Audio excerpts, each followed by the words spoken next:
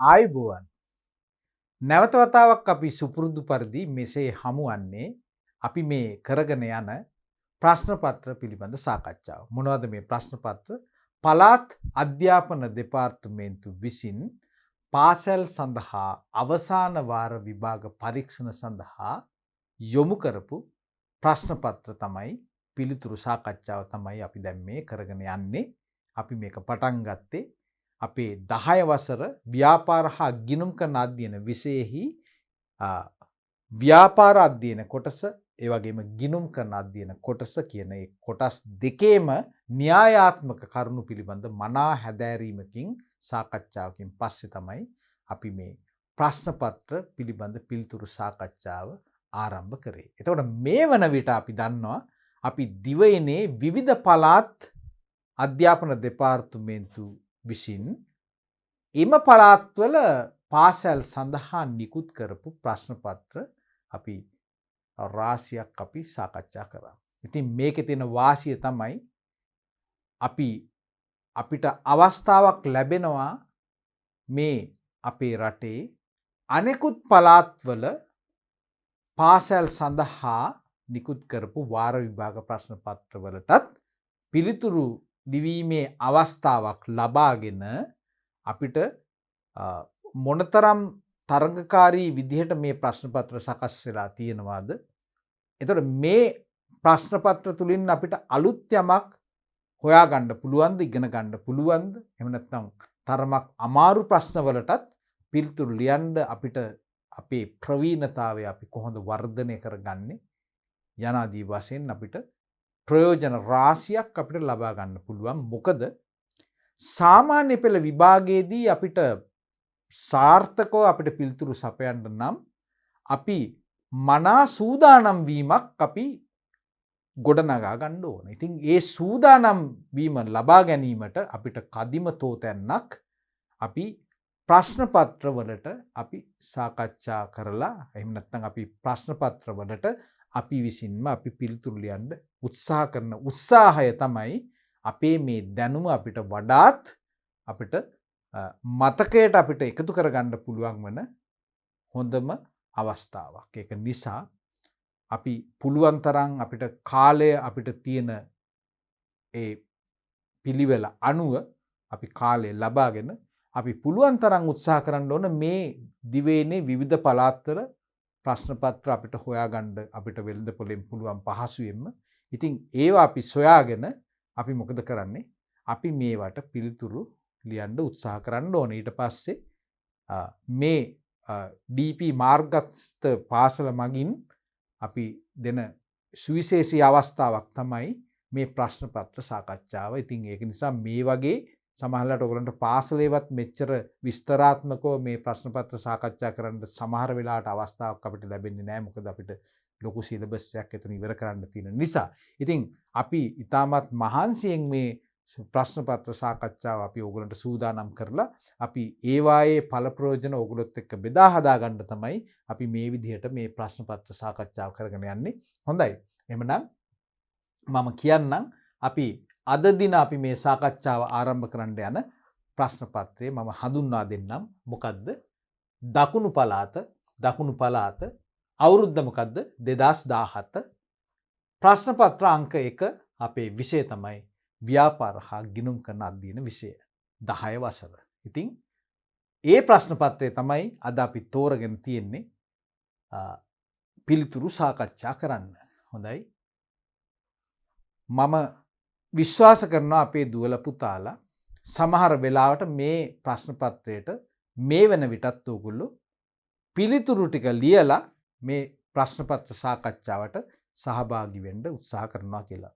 තවත් සමහර දුවල පුතාලා මේ ප්‍රශ්න පත්‍රය හොයාගෙන අද දින මාත් සමග මේ ප්‍රශ්න පත්‍රය පිළිතුරු ලිවීමට සම්බන්ධ වෙන දුවල පුතාලා ඉන්නත් පුළුවන්. ප්‍රශ්නයක් නැහැ. ඔය දෙගොල්ලටම අපිට මේ ප්‍රශ්න පත්‍ර සාකච්ඡාව එක විදිහටම වැදගත් වෙයි කියලා මම විශ්වාස කරනවා. ඉතින් අපි බලමු අපිට මේ ලැබෙන ප්‍රශ්න පත්‍රයේ ව්‍යුහය ඇත්තටම පළාත් අධ්‍යාපන දෙපාර්තමේන්තුව විසින් සකස් කරන්නේද මේ අපස සාමාන්‍ය පෙළ විභාගයේ අපිට ලැබෙන විදිහේ ආකෘතියකට අනුවම තමයි. මොකද එතනින් අපි බාහිරව යන්නේ නැත්තේ අපි මේ ශිෂ්‍ය ශිෂ්‍යාවන් අපි විභාගයේ සඳහා සූදානම් කිරීමක් සඳහා පෙර සූදානමක් විදිහට තමයි අපි මේ වගේ ප්‍රශ්න පත්‍රම අපි ලබා දෙන්නේ. ඒක නිසා අපිට අමතක කරන්න බෑ. අපි දන්නවා 10 වසර තියෙන සියලුම පාඩම් ටික සාමාන්‍ය පෙළ විභාගයේ ප්‍රශ්න එන ඒ විෂය කරුණු විදිහට අන්තර්ගත දේවල්. ඒක නිසා අපිට කිසිසේත්ම මේ 10 වසර පොතේ තියෙන මේ පාඩම් සියල්ල අපිට මනාව අපිට අධ්‍යයනය කරලා තමයි මේ සාමාන්‍ය පෙළ විභාගයට අපිට සාර්ථකව ලියන්න පුළුවන් වෙන්නේ. ඒක නිසා අපිට සාමාන්‍ය පෙළ විභාගයේ ප්‍රශ්න පත්‍රයට වගේම මේ පළාත් අධ්‍යාපන දෙපාර්තමේන්තුව විසින් ඉදිරිපත් කරන මේ ප්‍රශ්නවලත් ප්‍රශ්න 40ක් සකස් කරලා තියෙනවා. අපිට බහුවර්ණ ප්‍රශ්නවලට තමයි අපිට පිළිතුරු ලියන්න තියෙන්නේ. ඉතින් අපිට තියෙනවා හැම ප්‍රශ්නයකටම ප්‍රශ්න 40ක් තියෙනවා. විකල්ප 4ක අපිට පිළිතුරු ලැබෙනවා. විකල්ප 4ක්. ඉතින් අපිට මොකද්ද කරන්න තියෙන්නේ? අපිට ලැබෙන පිළිතුරු පත්‍රිකාවේ අංක 1 2 3 4 කියලා අපිට කොටු ලැබෙනවා. නිවැරදි කොටුවේ අපි කතිරේ දාලා අපේ පිළිතුර අපිට තෝරගන්න පුළුවන් විභාග පරීක්ෂකවරයාට අපි ඉදිරිපත් කරන පිළිතුර. ඉතින් මේකේ තියෙන අනෙකුත් විශේෂත්වය තමයි වැදගත් කරුණ තමයි මේ බහුවර්ණ ප්‍රශ්නවලදී අනිවාර්යෙන්ම පිළිතුර අපිට දීලා තියෙනවා. ඒක නිසා අපි කවදාවත් බහුවර්ණ ප්‍රශ්නයක් අපි පිළිතුරු සපයන්නේ නැතුව අතෑරලා දාන්නේ නැහැ. මොකද අපේ අර අපි දන්නවනේ chance එක කියන එකිනුත් අපිට සමහරවල් වෙලාවට අපි පිළිතුරු දැනගෙන හිටියේ නැතත් අපිට ඒ chance එක එහෙම නැත්නම් ඒ සම්භාවිතාව භාවිතා කරලත් අපිට සාර්ථක වෙන්න අවස්ථාවක් දොරටුවක් එතන තියෙන නිසා. ඒක නිසා කවදාවත් අපි කිසිම ප්‍රශ්නයකට අපි පිළිතුරු ලියන්නේ නැතුව අපි ඉස්සරහට යන්නේ නැහැ. වැරදි පිළිතුරක් වුණත් අපි ලකුණු කරලා තමයි අපි උපක්‍රමශීලීව ඉස්සරහට යන්න ඕන. හොඳයි. 1 සිට 40 දක්වා ප්‍රශ්න 40ක් තියෙනවා. මේකට පිළිතුරු ලියන්න අපිට හම්බෙන කාලය ගැන සඳහනක් කරොත් එහෙම අපිට හම්බෙනවා පැයක කාලයක්. ප්‍රශ්න 40ක් විනාඩි 60ක්. පැයක් කියන්නේ විනාඩි 60ක්. එමනම් අපි බෙදලා බැලුවොත් එහෙම එක ප්‍රශ්නයකට අපිට කොච්චර කාලයක් වෙන් කරගන්න පුළුවන්? 40ට 60 කියලා කියන්නේ විනාඩි 1/2. මොකද 40න් තවත් විනාඩි 20ක් භාගයක් කියන්නේ 40න් භාගයක් තවත් විනාඩි 20ක් අපිට අතිරේකව එකතු වෙනවා කියලා කියන්නේ විනාඩි 40ක් විනාඩියක් ගත්තොත් එහෙම ඒ 40ට තවත් විනාඩි භාගයක් අපිට එකතු කරගන්න පුළුවන් එක ප්‍රශ්නයක් වෙනුවෙන් පිළිතුරු ලියන්න. දල වශයෙන් අපිට එහෙමනම් විනාඩි අපිට 1/2ක් විතර අපිට කාලය වෙන් කරන්න පුළුවන් එක ප්‍රශ්නයකට පිළිතුරු ලියන්න. මතක තියාගන්න. ඊට පස්සේ අපිට තියෙන්නේ මේ ප්‍රශ්න එකින් එක පිළිතුරු තෝරමින් අපිට ඉස්සරහට යන්න. වැරදිලාවත් ඕගොල්ලන්ට කල්පනා කරන්න ඕන ප්‍රශ්නයක් අපිට හම්බ වුණොත් ඕගොල්ලන්ට යම්කිසි සලකුණක් දාලා ඒ ප්‍රශ්නේ නැවත වතාවක් චෙක් කරන්න ඕන කියන සංඥාව දීගෙන ඕගොල්ලන්ට ඉස්සරහට යන්න පුළුවන්. අවසානයේදී සාර්ථකව මේ කාල කළමනාකරණය කරලා අපි කාලයක් අතිරේක කාලයක් ඉතිරි කරගත්තොත් ඒ කාලය තුලදී අපිට අර අමාරු ප්‍රශ්න විසඳන්න අපිට නැවත වතාවක් හිතන්න අපිට කාලය යොමු කරන්න පුළුවන්. ඒ වගේම මේ ප්‍රශ්න පත්‍රයේ අන්තිම භාගය අවසාන භාගයට එනකොට මේක පටන් ගන්නේ ගිණුම්කරණය කියන විෂයෙන්. ඉතින් මේ වගේ ප්‍රශ්න 1 2 3 4 මේ විදිහට යනවා. ප්‍රශ්න පත්‍රයේ භාගයක් විදිහට යනකොට දැන් බලන්න මේවා ඔක්කොම ව්‍යාපාර අධ්‍යයන කොටසෙන් එනේවා. හරි. 16 වෙනි ප්‍රශ්නේ ගත්තත් අපිට පේන්නේ ඒ වගේ. 17. හරි. බලන්න 17 වෙනි ප්‍රශ්නෙන් පස්සේ අපිට ලැබෙන 18 වෙනි ප්‍රශ්නේ තියෙන විශේෂත්වය තමයි මෙන්න මෙතනින් තමයි බොහෝ විට ගිණුම්කරණයේ ආශ්‍රිත ප්‍රශ්න වලට මාරු වෙන තැන. 18 වෙනි ප්‍රශ්නේ.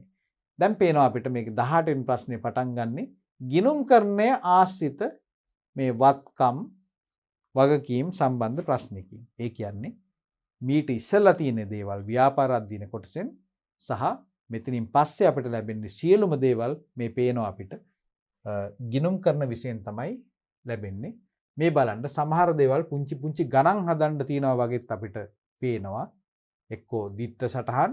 ඉතින් මේ වගේ විවිධාකාරයේ ප්‍රශ්න අපිට ව්‍යාපාරයේ එහෙම නැත්නම් මේ ව්‍යාපාර හා ගිණුම් කරන අධ්‍යයන විෂයට අපිට ලැබෙන්න පුළුවන්. ඒක නිසා ඕනම දෙයකට අපි සූදානම් වෙලා සිටීම තමයි වැදගත් කරුණ.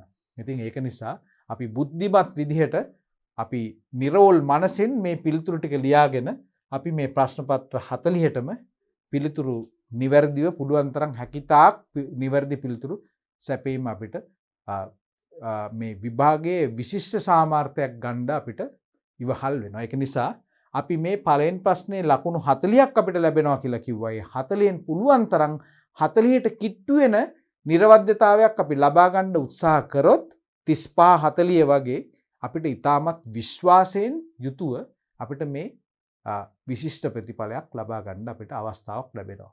ඒක නිසා ඔයගොල්ලෝ උත්සාහ කරන්න මේවා නැවත නැවත මේ අභ්‍යාසවල යෙදිලා පුළුවන් තරම් වැඩියෙන් මේ පළවෙනි ප්‍රශ්නෙට අපි ලකුණු උපයන්න අපි සූදානම් වෙන්න ඕන.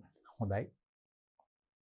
ප්‍රශ්න පත්‍රයේ ව්‍යුහය පිළිබඳව අපි මනා අවබෝධයක් වැටහීමක් ලබා ගත්තා. එහෙමනම් අපිට දැන් පුළුවන් මේ ප්‍රශ්න පත්‍රයේ ප්‍රශ්නාංක 1 සිට පිළිතුරු සාකච්ඡාව ආරම්භ කරන්න. එහෙමනම් අපි පළවෙනි ප්‍රශ්නයට දැන් පිවිසෙමු. හොඳයි. එහෙමනම් අපි දැන් බලමු ප්‍රශ්නාංක 1 සිට 40 දක්වා ප්‍රශ්න සාකච්ඡාව.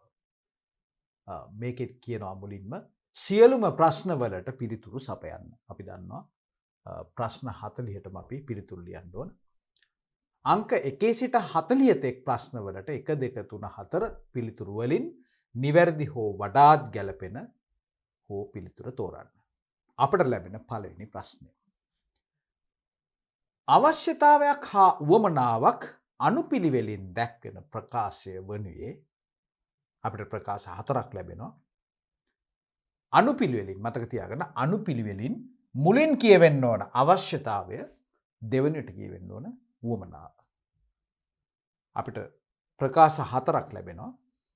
ශෞක්‍ය හා ආරක්ෂාව, අධ්‍යාපනය හා උපකරණ උපකාරක පන්ති, ආහාර හා නිවාස, රෝහල් හා වෛද්‍යවරු. අපි කොහොමද පිළිතුර තෝරන්නේ? වඩාත් නිවැරදි පිළිතුර තෝරන්න ඕන. මුලින් කියවෙන්න ඕන අවශ්‍යතාවයක්, දෙවනුවට අපිට ලැබෙන්න ඕන උවමනාවක්. එහෙමනම් අපිට පුළුවන් වෙන්න ඕන අවශ්‍යතාවයන් හා උවමනාවන් පැහැදිලිවම වෙන් කරගන්න. ඉතින් අපේ තියෙන න්‍යායාත්මක දැනුම අපි දන්නවා මූලික අවශ්‍යතාවයන් කියලා කියන්නේ ජීවත් වෙන්න අපිට අනිවාර්යයෙන්ම සම්පූර්ණ කරගන්න තියෙන දේවල්. අපි මෙන්න මේ දේ අපි මනසට කාගත්තොත්, අපි මනසේ තිබ්බොත් අපිට මේකට පිළිතුරක් හොයාගන්න තරම් උවමනාවක් නැහැ. මොකද අවශ්‍යතාවයයි උවමනාවයි කියන එක ඊටමත් කිට්ටුවෙන් යන දෙයක්. උදාහරණයක් විදිහට ගත්තොත් එimhe ආහාර කියන අවශ්‍යතාවය ඉෂ්ට කරගන්න තියෙන උවමනාවන් විකල්ප ක්‍රම රාශියක් තියෙනවා. ඉතින් මේ දෙක අපිට එක වගේ පෙනුනට අපි පැහැදිලිවම අපි න්‍යායයේදී අපි ඉගෙන ගත්ත මේ දෙක එකක් නෙමෙයි කියලා. අවශ්‍යතාවයන් අපි කිව්වේ හැමෝටම පොදුයි, සරලයි. ඒ වගේම අපි කිව්වා ඒක ඒකීයයි කියලා. ඒ වගේම නිර්මාණය කරන්න බෑ කියලා. මේ වගේ අපි විශේෂ ලක්ෂණ අපි කීයක්ද අපි 4-5ක් විතර හඳුනගත්තා. ඊපස්සේ උවමනාවන් කියන එක අපි කිව්වා ඒක සංකීර්ණයි, ඒක විවිධාකාරයි කියලා කිව්වා. එක් එක් පුද්ගලයන්ට දැන් අපි ආහාර කියන අවශ්‍යතාවය ගත්තොත් එහෙම කෙනෙක් කැමති වෙන්න පුළුවන් ආප්ප කන්න, තවත් කෙනෙකුට ඒක කොත්තුවක් වෙන්න පුළුවන්. සරලම උදාහරණ.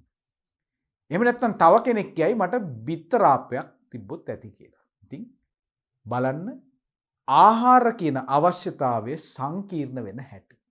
ආහාර කිව්වෙන් පස්සේ සරලයි, අපිට තියෙන බඩගින්නක් මොනවා හරි ආහාරයක් තමයි අපිට ඕන.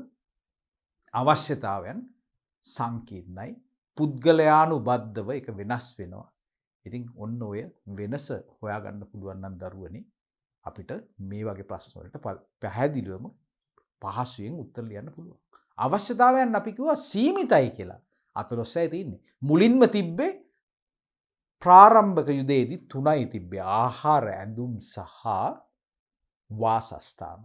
මේවට තමයි අපි කිව්වේ අර අපේ ජන ජීවිතය සංකීර්ණ වෙන්න ඉස්සෙල්ලා අපිට මුලින්ම ජීවත් වෙන්න සම්පූර්ණ කරගන්න තිබ්බ එකම එක කොන්දේසි තුන අපිට තිබ්බ අවශ්‍යතාවය. තුනක් තමයි තිබ්බේ. ඉතින් මේක ඒ දවස්වල අපිට සාප්පු තිබ්බේ නෑ, නගර තිබ්බේ නෑ, කඩ තිබ්බේ නෑ.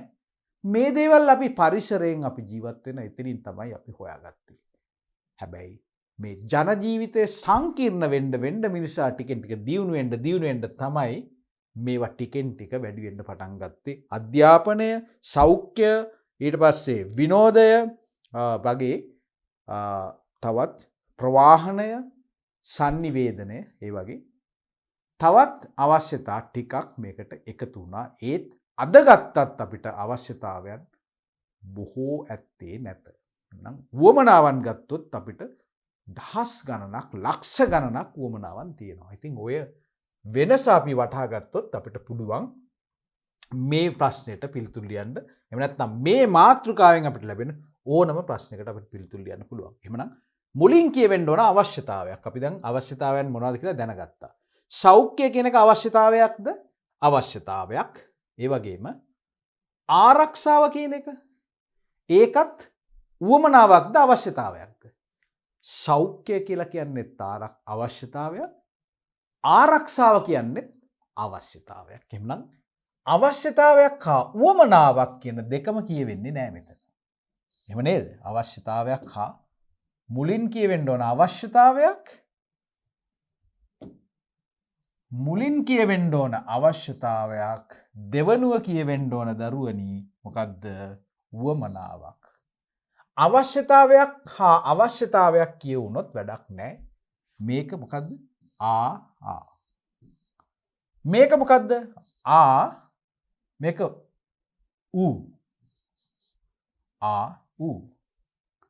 මේක මොකද්ද? මේක මොකද්ද? මේක දෙකම හරිද?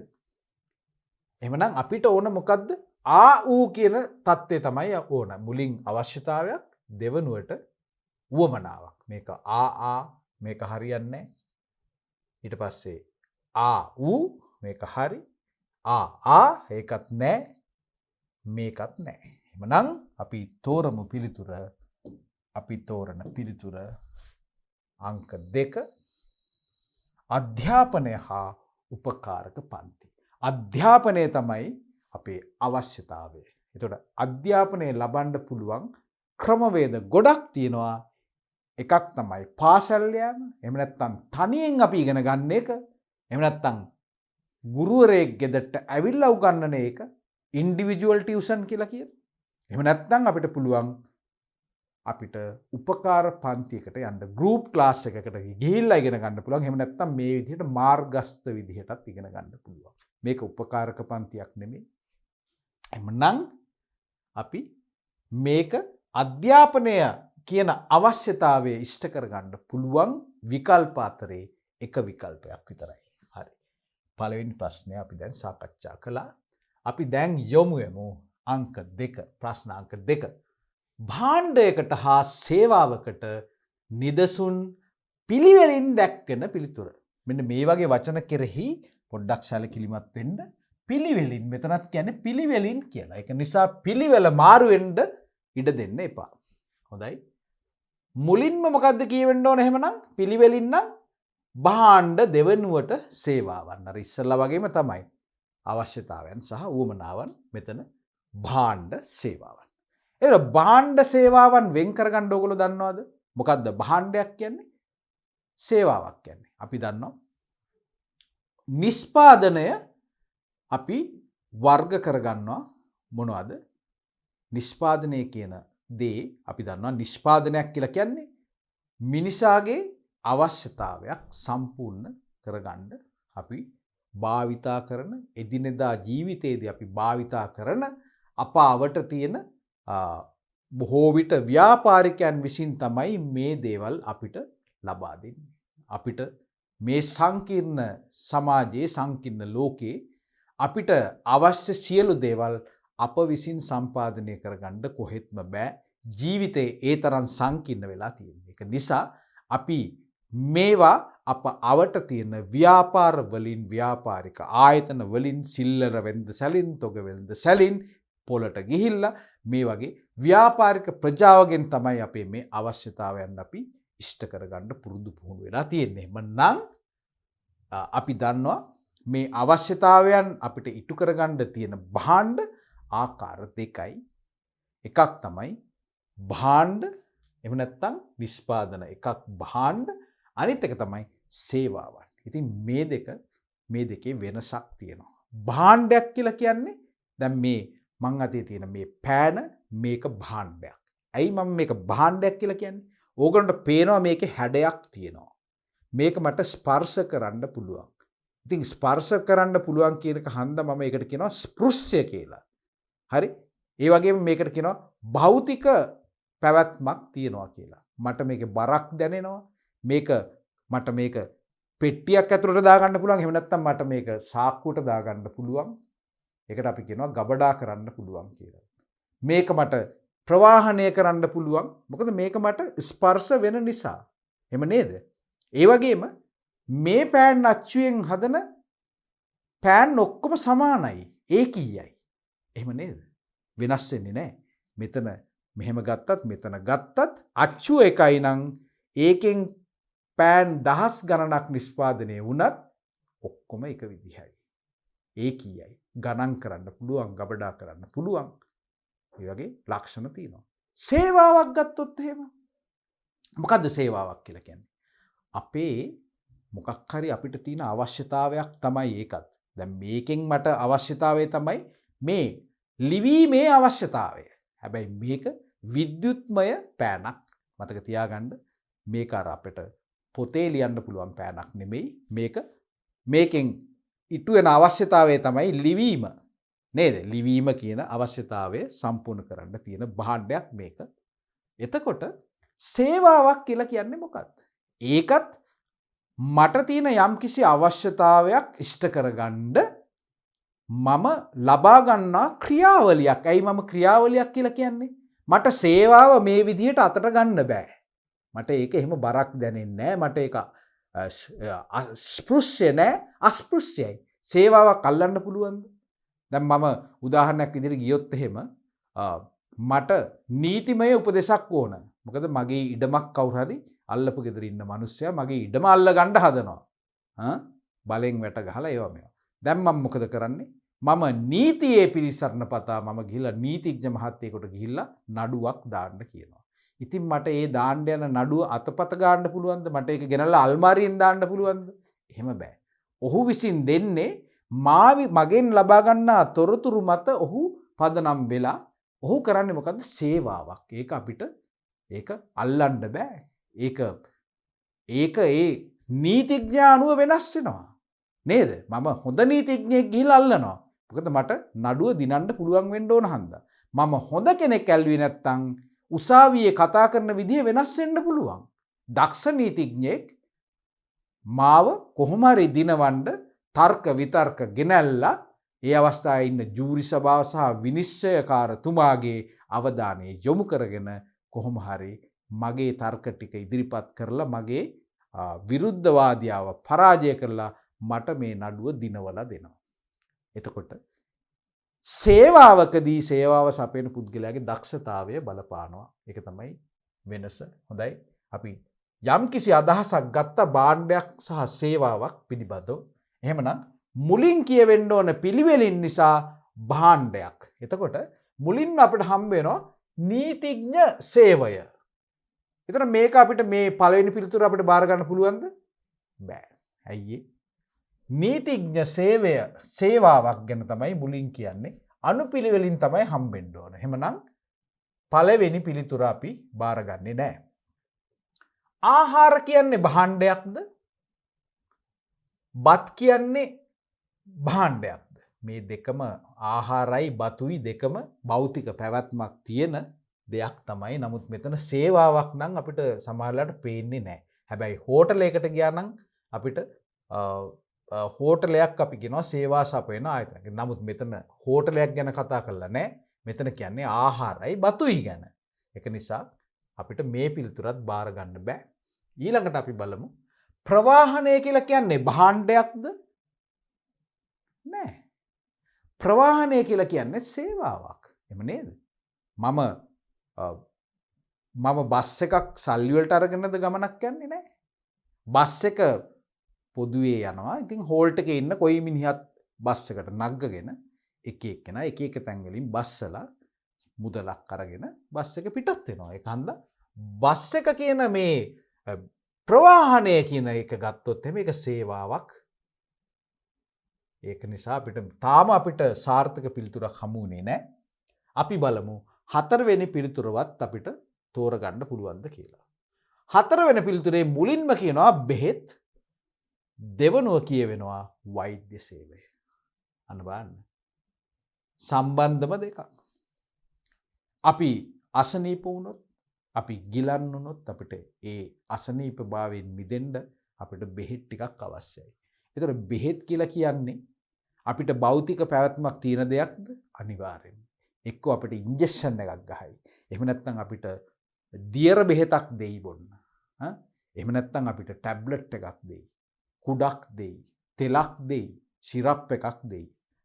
භෞතික පැවැත්මක් තියෙන අපිට ගබඩා කරන්න පුළුවන් අර අපි කියන භාණ්ඩයක ලක්ෂණ තියෙනවා. වෛද්‍ය සේවය ගත්තොත් එහෙම දොස්තර මහතා අපිට කියනවා පරිස්සම් වෙන්න ඕන හැටි, උණ බලන්න ඕන හැටි, හදිසියක් වුණත් එයාට කෝල් කරන්න කියලා කියනවා. එයා අපිට වටිනා උපදෙස් රාශියක් දෙනවා. ඒක අපිට අල්ලලා බලන්න පුළුවන්ද? බැහැ. ඒක සේවාවක්. ඒක වෛද්‍යවරයාගේ දක්ෂතාවය මත වෙනස් වෙන දෙයක්.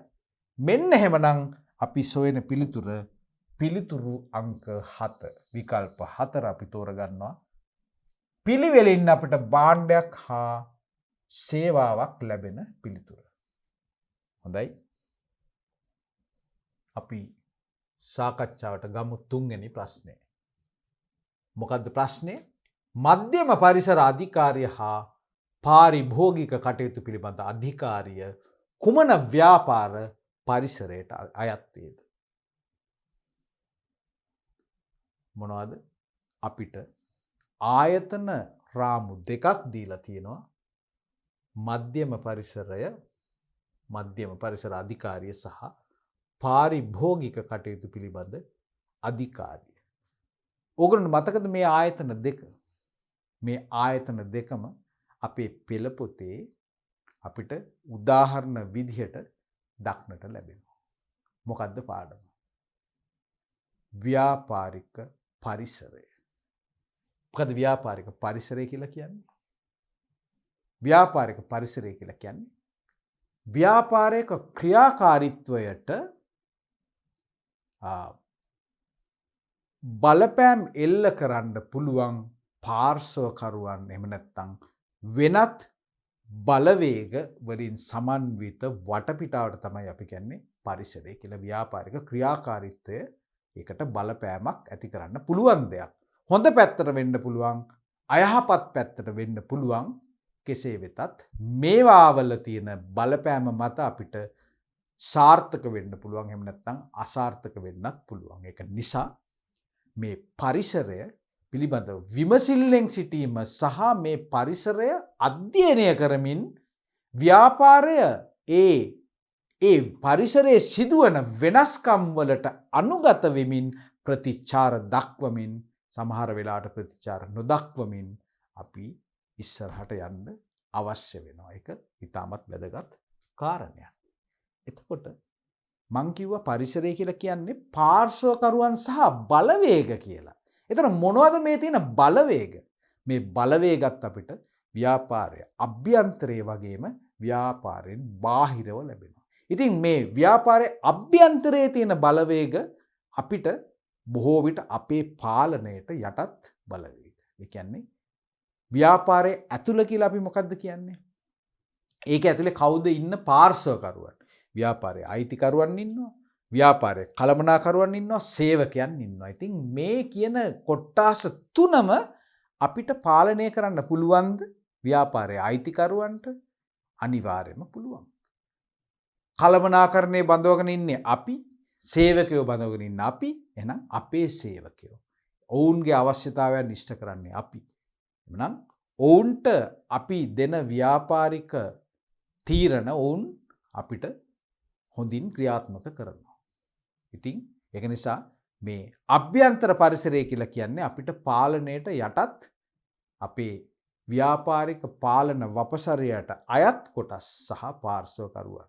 ඉතින් ඒක නිසා සේවකයන්ගේ දක්ෂතාවය, ආකල්ප, ඔවුන්ගේ කැපවීම වගේ දේවල් ව්‍යාපාරයක සාර්ථකත්වයට බලපානවා. ඉතින් ඒ වගේ දේවල් නැති අවස්ථාවල් වලදී ව්‍යාපාරයේ කළමනාකාරීත්වය එහෙම නැත්නම් හිමිකාරත්වයේ විසින් මොවුන්ව අභිප්‍රේරණය කරන්න යම් යම් ක්‍රියාමාර්ග සිදු කරන්න පුළුවන්. අපි ඒවා දකිනවා. වෛද්‍ය පහසුකම් දෙනවා, ආහාර පාන දෙනවා, ඊට පස්සේ අවුරුද්දක සැරයක් ට්‍රිප් එකක් අරන් යනවා, බෝනස් දෙනවා, පවුලේ අය ආපහු සේවයට බඳව ගන්නවා. මෙයාගේ විවිධාකාරයේ අපි වරප්‍රසාද සහ උපකාර, වැඩි වැටුප්, ඉහළට යන්න පුළුවන් අවශ්‍යතාවය, ප්‍රොමෝෂන්, මේ වගේ දේවල් අපි සේවකයන්ට දීලා සේවකයන්ගේ තෘප්තිමත් භාවය උපරිම තත්වයක තියාගෙන ව්‍යාපාරයට එයින් ඉතාමත් සාර්ථකව ඉස්සරහට යන්න පුළුවන්. නමුත් ව්‍යාපාරයෙන් බාහිරව තියෙන පරිසරය නම් ටිකක් පාලනය කරන්න අපහසු පරිසරයක්. ඉතින් මේකේ ඉන්නවා පාර්ශ්වකරුවන් රාශියක් ඉන්නවා. තරගකරුවන්,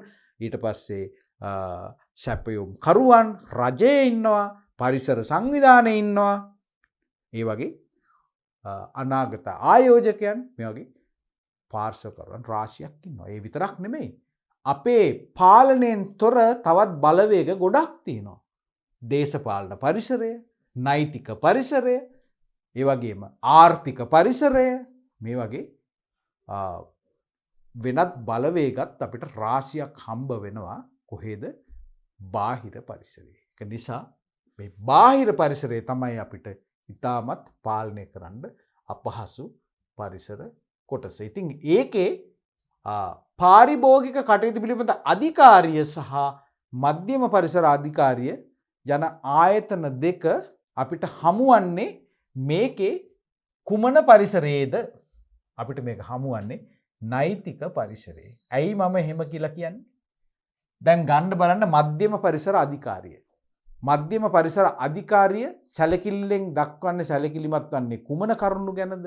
මේ ව්‍යාපාර කටයුතු කිරීමේදී පරිසරයට හානියක් නොවන පරිදි මේ ව්‍යාපාරික කටයුතු සිද්ධ කරනවාද කියන එක හොයා බලන්න. ඇතැම් ව්‍යාපාර තියෙනවා පරිසරයට විශාල බලපෑමක් එල්ල කරන්න පුළුවන් තමාගේ මෙහෙයුම් කටයුතු නිසා. උදාහරණයක් විදිහට ගත්තොත් එහෙම අපි ගත්තොත් තෙල් පිරිපහදු කරන ආයතනයක්, එහෙම නැත්නම් වාහන සර්විස් කරන සර්විස් ස්ටේෂන් එකක්. එතන මේවා මොකද කරන්නේ? අපද්‍රව්‍ය මුදා හරිනවා. පිච්චිච්ච තෙල් දානවා. ඊට පස්සේ අර ලොකුවට තෙල් පිරිපහදු කරනකොට ඒකෙන් විශාල දුමාරයක් යනවා. රසායන ද්‍රව්‍ය යන්න පුළුවන්, පරිසරයට එකතු කරගන්න පුළුවන්, විවිධාකාරයේ ලෙඩ රෝග බෝ වෙන්න පුළුවන්. ඒක නිසා මේ මධ්‍යම පරිසර අධිකාරිය තමයි සමහර වෙලාවට සමහර ව්‍යාපාරවලට කියනවා අවුරුද්දකට සැරයක් ඕගොල්ලෝ බලපත්‍රයක් ගන්න ඕන, එක අලුත් කරගන්න ඕන කියලා. ඉතින් මේ වගේ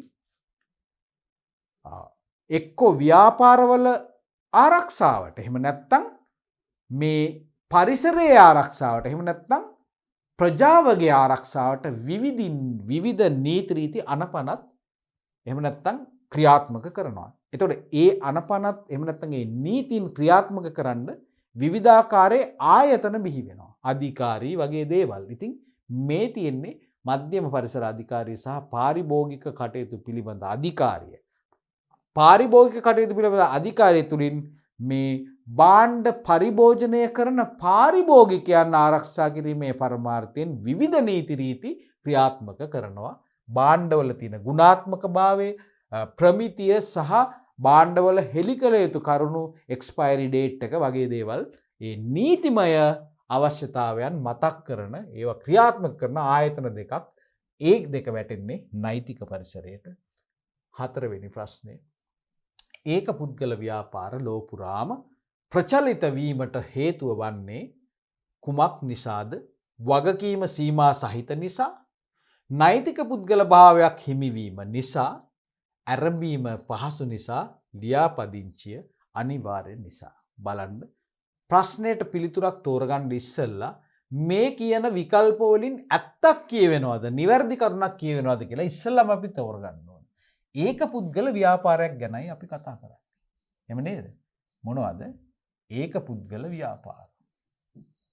එතකොට ඒක පුද්ගල ව්‍යාපාරයක් කියලා කියන්නේ අපි දන්නවා අපිට බහුලවම ලෝකයේ දකින්න ලැබෙන ව්‍යාපාරික සංවිධාන ව්‍යුහය. අයිතිකරුවෝ එක්කෙනයි ඉන්නේ. තනියෙන් තමයි පාලනය කරන්නේ තීරණ ගන්නේ තනියෙන්. ඒ වගේම ලාභාලාභ ටිකත් භුක්ති විඳින්නේ තනියෙන්.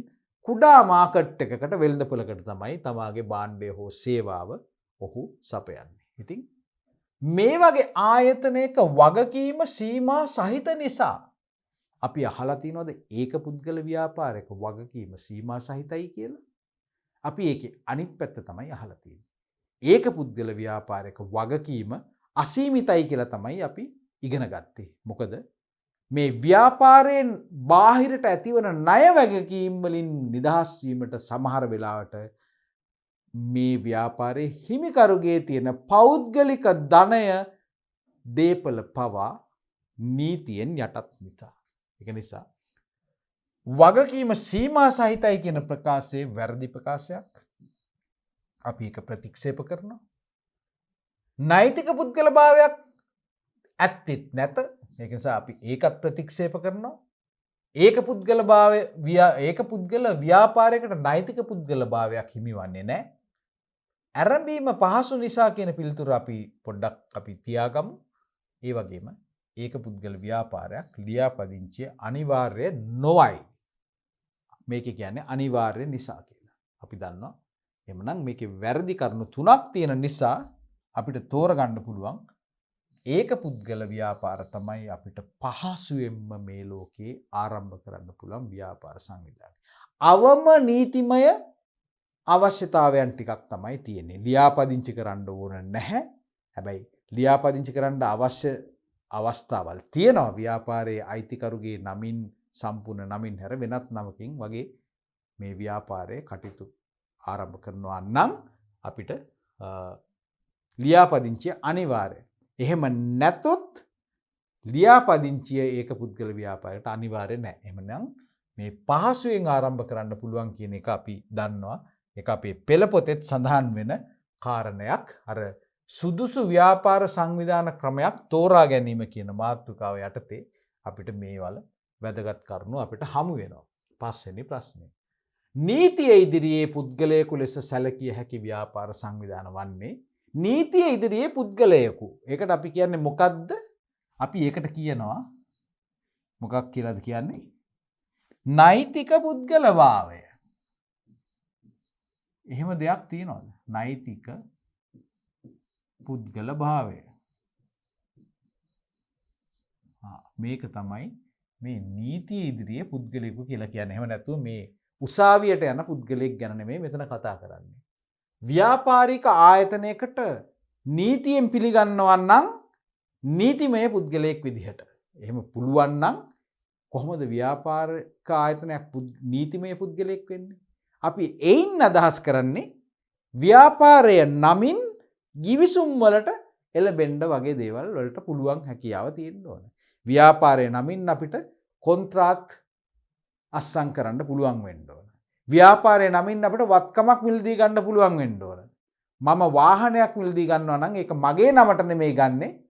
මගේ කොම්පැනිය අපි හිතමු ABC Limited කියලා. එතකොට ඒකේ ව්‍යාපාරයේ මේ වාහනේ අයිතිකරු විදිහට පෙන්නන්නේ ABC Limited. තනි පුද්ගල ව්‍යාපාරයකට එහෙම කරන්න පුළුවන්ද? එහෙම කරන්න බෑ. ඒක නිසා නීතිය ඉදිරියේ පුද්ගලයෙකු ලෙස සැලකිය හැකි ව්‍යාපාර සංවිධානය කියන එක අපි බලමු මෙතනින් කුමන සංවිධානද කියලා. සීමා සහිත රොසානි සමාගම. මේක මොකද්ද? සංස්ථාපිත සමාගමක්. සංස්ථාපිත සමාගමක් අපි ඉගෙනගෙන තියෙනවා නෛතිකමය පුද්ගලභාවයක් ලැබෙන ආයතනයක්. නමුත් මේ සිංහ සහපත් පුත්‍රයෝ කියලා කියන්නේ හවුල් ව්‍යාපාරයක්. සුහද ක්‍රීඩා සමාජය කියලා කියන්නේ පෞද්ගලික අංශයේ තියෙන වෙනත් ව්‍යාපාර සංවිධාන විශේෂයක් සමාජ සුබ සාධන පරමාර්ථ මත බිහිවන ආයතනයක්. සුවහස් මිනිෂොප් කියලා කියන්නෙත් මේකත් ඒක පුද්ගල ව්‍යාපාරයක්. පොඩි කඩයක් වගේ කියන එක තමයි මේකෙන් ගම්ම වෙන්නේ. එතකොට මේ අතරින් අපිට මේ සංස්ථාපිත සමාගමක් පමණයි නීති ඉදිරියේ පුද්ගලයෙක් විදියට පිළිගන්නේ. 6 වෙනි ප්‍රශ්න. වගකීම. දැන් මෙතනදී අපිට හම්බෙන්නේ මොකද්ද? වගකීම. වගකීම ගැන මොකද්ද කියන්නේ? වගකීම යෙදූ ප්‍රාග්ධනයට පමණක් සීමා වන ව්‍යාපාරයකට නිදසුනකි මොනවද? සමන්ත ලී බඩු වෙළඳසැල. තනි පුද්ගල ව්‍යාපාරය. සීමා සහිත මාස් කේටරින් පෞද්ගලික සමාගම. මේකත් පුද්ගලික සමාගමක්. මාලිංග සහ පුත්‍රයෝ නැවත වතාවක් හවුල් ව්‍යාපාරයක්. හිරාන් කොමියුනිකේෂන්. ඒකත් මේ හිරාන් කියන පුද්ගලයාට අයිති කොමියුනිකේෂන් ෂොප් එකක්. එහෙම නේද? එතකොට වගකීම ප්‍රාග්ධනයට සීමා වෙනවා කියලා කියන්නේ මොකද්ද? යෙදූ ප්‍රාග්ධනයට ව්‍යාපාරයට අපි යොදවන මුදලට පමණක් වගකීම සීමා වෙනවා. මොකද්ද මේ වගකීම කියලා කියන්නේ? මෙතන මේ වගකීම කියලා කියන්නේ අපි දන්නවා වගකීමක් නිර්වචනය කරන්නේ අපි අර අතීත බැඳීමක අතීත ගණදෙනුවක ප්‍රතිඵලයක් ලෙස බිහිවන නේද? ඒ වගේම වර්තමානයේ බැඳීමක් ඇතිවන ගණදෙනුවක් සිද්ධ වෙලා තමයි අපි ණයට භාණ්ඩ ගත්ත ගමන් ගණදෙනුවක් සිද්ධ වෙනවා. භාණ්ඩ ටික මගේ ගබඩාවට එනවා. මම පොරොන්දුවක් දීලා තියෙනවා එයාට ගෙවන්නම් කියලා. තාම ගෙවලා නැහැ. පොරොන්දුවක් තියෙනවා. අතීත ගණදෙනුවක් වර්තමානයේ බැඳීමක්. භාණ්ඩ ටික ගෙනාව දවසේ ඉඳලා මම එයාට ගෙවන්න බැඳිලා ඉන්නවා. මම ගෙව්වේ නැත්තම් ඔහු මට විරුද්ධව යම්කිසි දෙයක් කරන්න පුළුවන්.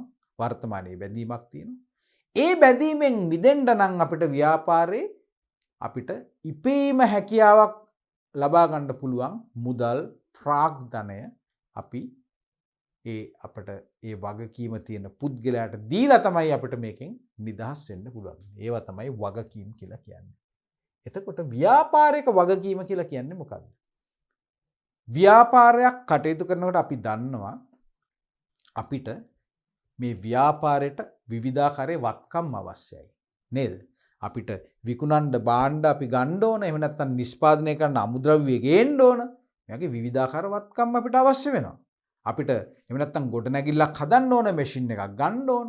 ඉතින් මේ දේවල් මේ වත්කම් අත්පත් කර ගැනීමේදී අපිට සල්ලි නැත්තම් අයිතිකරුට මේ සියලු මුදල් මූලනය කරන්න බැරි නම් අපිට සිද්ධ වෙනවා මේ දේවල් ණයට ගන්න. කාගෙන්ද ණයට ගන්න? එක්ක පුද්ගලයෙකුගෙන් අපිට ණයට ගන්න පුළුවන්. එහෙම නැත්නම් අපිට බැංකුවකට ගිහිල්ලා ණයට ගන්න පුළුවන්. රජයෙන් ගන්න පුළුවන්. මේ වගේ අපි කාගෙන් හරි අපි ණයක් ගන්න ඕනේ. ඉතින් ණයක් ගත්තොත් මොකද්ද වෙන්නේ? වගකීමක් බවට පත් වෙනවා. ඒ ණය ගෙවන්න ඕන. බැඳීමක් ඇති වෙනවා. එහෙමනම් ඒ ඇතිවන වගකීම කවුද ඉෂ්ට කරන්නේ? ව්‍යාපාරය ඉෂ්ට කරන්න ඕන. හැබැයි නීතිය ඉදිරියේ මේ වගකීම වෙනස් වෙනවා ව්‍යාපාර සංවිධානයේ ස්වරූපයත් එක්ක. උදාහරණයක් විදිහට ගත්තොත් එහෙම අපි තනි පුද්ගල ව්‍යාපාර සහ හවුල් ව්‍යාපාර ගත්තොත් එහෙම අපිට මේක ලේසියෙන් බේරෙන්න බෑ. අපි ව්‍යාපාරය කරලා ටිකක් කල් ගියයින් පස්සේ ව්‍යාපාරේ බංකොලොත් වෙලා යනවා. අන්තිමට ඉතුරු වෙන්නේ මොනවද? ව්‍යාපාරේ වත්කම් මොනවත් නැහැ. අන්තිමට ගෙවන්න ඕන ණය ටිකක් විතරක් ඉතුරු වෙනවා. අපිට කියන්න පුළුවන්ද? අනේ අපේ ව්‍යාපාරය ඒක ඔක්කොම බංකොලොත් වෙලා ගියා. අපිට ඒක හරියට කරගන්න බැරි වුණා. අපිට හොඳ සේවකයෝ හිටියේ නැහැ. එහෙම නැත්නම් ගින්නක් ඇතිලා මේ ටික ඔක්කොම විනාශ වෙලා ගියා. අපිට ඉන්ෂුරන්ස් කරන්නත් බැරි වුණා. එහෙම බේරෙන්න දෙනවද? බෑ. අපි වගකීමක් තියෙනවා නම් අපි හවුල් ව්‍යාපාරයක් එහෙම නැත්නම් තනි පුද්ගල ව්‍යාපාරයක් නම් අපිට මොනවද සම්පතක් තියෙන්නේ මේ ව්‍යාපාරයෙන් පරිබාහිරව? මට තියනවාද වාහනයක්? මට ඉඩකඩම් තියනවාද? මට ඉන්න ගෙයක් තියනවාද? මේ වගේ අර පෞද්ගලික ප්‍රයෝජනයට තියෙන ඒ වත්කම් පවා අපිට යටත් වෙනවා මේ වගකීම් වලින් නිදහස් වෙන්න. ඒක නිසා හවුල් ව්‍යාපාර සහ මේ තනි පුද්ගල ව්‍යාපාර වලට තමා ව්‍යාපාරයට ආයෝජනය කළ මුදල ඒකට පමණක් වගකීම සීමා වෙන්නේ නැහැ. ආයෝජනය කරන මුදලත් අපිට නැති වෙන්න පුළුවන්. ඊට පස්සේ තවදුරටත් ණය තියෙනවා නම් අනේ අපේ පුද්ගලික ධනෙ පවා අපිට ඒ ණය ගෙවීම සඳහා නීතිය ඉදිරියේ අපි බැඳී සිටිනවා. ඒක නිසා සමන්ත ලීබඩු වෙළඳ සැල කියන්නේ යෙදූ ප්‍රාග්ධනයට සීමා වන ව්‍යාපාරයක් නෙමෙයි. හැබැයි සීමා සහිත සමාගම් කියන එකේ සීමා සහිත කියන එකෙන් ගම්ම වෙන්නේ මෙන්න මේ කියන කාරණය තමයි. ඒ වගේ ආයතනයක අයිතිකරුගේ වගකීම උපරිම වශයෙන් තීරණය වන්නේ එයා ඒ ව්‍යාපාරයේ කොටස් කීයක් අරන් තියනවාද. එහෙම නැත්නම් ව්‍යාපාරයේ ඔහු කොටස් ප්‍රාග්ධනය මගින් අත්පත් කරගත්ත. එහෙම නැත්නම් අත්පත් කර ගැනීමට පොරොන්දු වෙච්ච මුදල පමණයි උපරිම වශයෙන් මේ වගකීම් ඉෂ්ට කිරීමේදී යටත් වෙන්නේ. ඒක නිසා මාලිංග සහපුත්‍රයෝ කියන්නේ හවුල් ව්‍යාපාරයක්, හිරාන් කොමියුනිකේෂන් කියන්නේත් හවුල් ව්‍යාපාරයක්. නිසා අපිට පිළිතුරු විදිහට තෝරන්න පුළුවන් වෙන්නේ මෙන්න මේ දෙවන විකල්පය. හොඳයි. 7 වෙනි ප්‍රශ්නේ මොකක්ද කියලා බලමු. ආයෝජනයේ සුරක්ෂිත බව අරමුණු කරගත් ඇල්මැති පාර්ශ්වය කවුරු? මතකද ඇල්මක් ඇති පාර්ශ්වයන් කියන පාඩම. ඇල්මක් ඇති පාර්ශ්වයන් කියන පාඩමේ දාලා තිබ්බා කවුද මේ ඇල්මක් ඇති පාර්ශ්වයන් කියන්නේ කියලා. එතකොට මේ ඇල්මක් ඇති පාර්ශ්වයන් ව්‍යාපාරයෙන් ඉෂ්ට කරගන්න උත්සාහ කරන පරමාර්ථ මොනවද? ඒ වගේම ව්‍යාපාරයක් ගත්තොත් එහෙම ව්‍යාපාරයක් මේ ඇල්මක් ඇති පාර්ශ්වයන්ගෙන් බලාපොරොත්තු වන අරමුණු මොනවද? ව්‍යාපාරයක් සහ රජය ගත්තොත් එහෙම ව්‍යාපාරයේ උනන්දුවෙන් බලන් ඉන්නවා මේ රජය මේ වගේ ව්‍යාපාර ආයතන වලට දිරිදෙන්න, සවියක් වෙන්න මොන වගේ උදව් කරයිද, උපකාර කරයිද කියලා. එහෙම නේද? ඒ වගේම රජයක් බලාපොරොත්තු වෙනවා ව්‍යාපාරික ප්‍රජාවගෙන් රැකී ආරක්ෂා බිහි කරයි, රජයට ආදායම් බදු ගෙවයි, මේ වගේ නොයෙකුත් බලාපොරොත්තු තියෙනවා. ඉතින් ඒ පාර්ශවය අනුව පරමාර්ථ වෙනස් වෙනවා. දැන් මොකද්ද මෙතනින් අහන්නේ? ආයෝජනයේ සුරක්ෂිත බව. ආයෝජනය කියලා කියන්නේ ව්‍යාපාරයකට යොදවන මුදල. ඒ මුදල ආරක්ෂා වෙලා තිබිලා අපිට සුදුසු ප්‍රතිලාභයක් අපිට ලැබෙයි කියන බලාපොරොත්තුෙන් ක්‍රියාත්මක වෙන්නේ කවුරුන්ද? කළමනාකරුවෝද? ගනුදෙනු කරුවෝද? අයිතිකරුවෝද? සැපයුම් කරුවෝද? කවුද මේ ඇල්මක් ඇති පාර්ශ්වයන්ගෙන් ආයෝජනය කියලා කියන්නේ යොදවපු මුදල ආරක්ෂා වෙයි කියන අරමුණ? කාටද මේ වගේ උනන්දුවක් ඇතිවන්නේ? වෙන කවුරුත් නෙමෙයි, ව්‍යාපාරයේ අයිතිකරුවන්.